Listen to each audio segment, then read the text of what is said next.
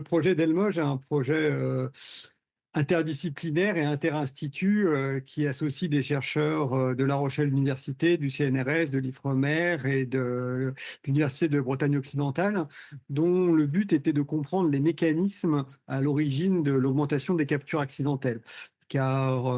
même si les captures accidentelles, c'est un phénomène de dauphins communs en Atlantique, c'est un phénomène qu'on connaît depuis plusieurs décennies, on a observé à partir de 2016 une très forte augmentation de ces mortalités.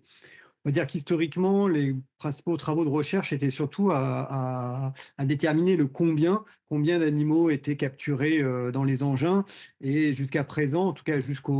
la genèse du projet Delmoge, on s'était assez peu intéressé, en tout cas on avait mis peu d'efforts de recherche sur la compréhension du pourquoi. Et en fait, si on veut réussir à résoudre ce problème, ce conflit entre biodiversité et activité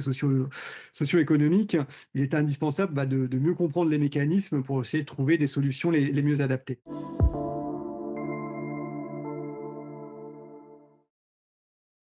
Donc, en termes de solutions, le projet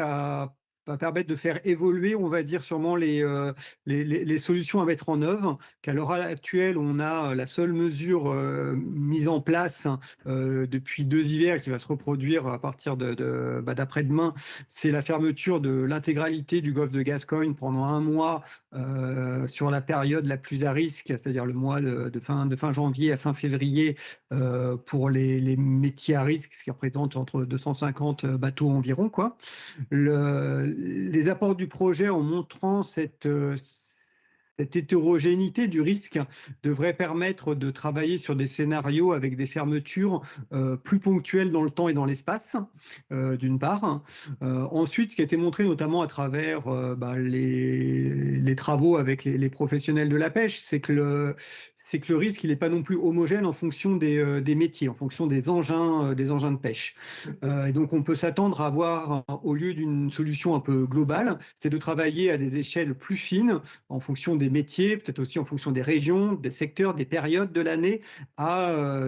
on va dire, une association de différentes mesures qui pourraient être des fermetures spatio-temporelles, mais également des changements techniques sur les engins. Donc, sont testés des modifications sur les filets pour les rendre plus visibles. Il y a aussi des dispositifs répulsifs ou de signalement des dauphins des filets et d'autres solutions également de mesures incitatives ou de changements de métier ou de changements dans la rythmicité afin de développer, on va dire, toute une série de solutions, mais qui vont être un peu plus adaptées au cas par cas, maintenant qu'on comprend un peu mieux les mécanismes, plutôt qu'une solution un peu globale, mais qui fonctionnerait peut-être pas pour tous. Et ainsi, en travaillant mieux sur ces différentes solutions, on pourrait à la fois minimiser l'impact sur la population, tout en minimisant l'impact socio-économique pour la profession.